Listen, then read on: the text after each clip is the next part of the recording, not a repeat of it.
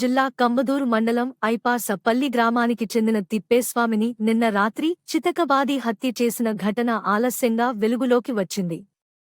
హత్య జరిగిన 24 గంటల్లోనే నిందితులను అరెస్టు చేసి మీడియా సమావేశం నిర్వహించిన కళ్యాణదుర్గం డీఎస్పీ. మీడియా సమావేశంలో డీఎస్పీ మాట్లాడుతూ, తిప్పేస్వామి సోమవారం రాత్రి రాళ్లపల్లికి ద్విచక్ర వాహనంలో వెళ్తుండగా రాజు, నరేష్ అనే ఇద్దరు వ్యక్తులు కాపు కాసి తిప్పేస్వామిని చితకబాది బండరాయితో కొట్టి హత్య చేశారని, తీవ్ర గాయాలతో ఉన్న తిప్పేస్వామిని మెరుగైన వైద్యం కోసం అనంతపురం ఆసుపత్రికి తరలించారన్నారు.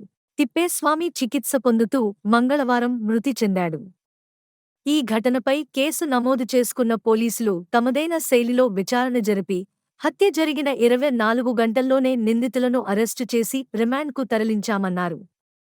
వివాహేతర సంబంధమే హత్యకు గల కారణమని వెల్లడించారు.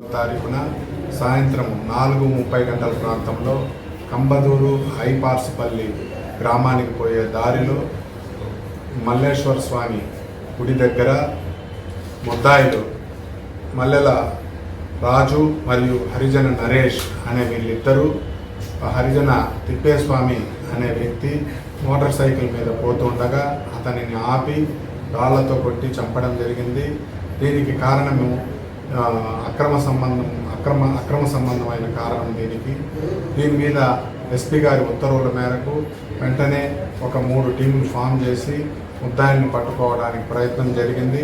ఈ ప్రయత్నంలో భాగంగా ఆ ముద్దాయిలు వేరు దారి లేక వారు ఈరోజు 3 గంటల ప్రాంతంలో సూర్యనారాయణ విఆర్ఓ దగ్గర సరెండర్ కావడం జరిగింది.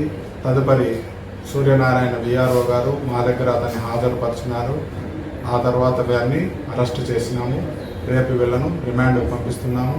ఎస్పీ గారు దీంట్లో కృషి చేసిన మా ఇన్స్పెక్టర్ నాగరాజు గారిని, అలాగే ముందు ఎస్ఐ కంబదూరు ఎస్ఐ ఆంజనేయులు గారిని, మిగతా సిబ్బందిని కూడా ప్రశంసించడం జరిగింది.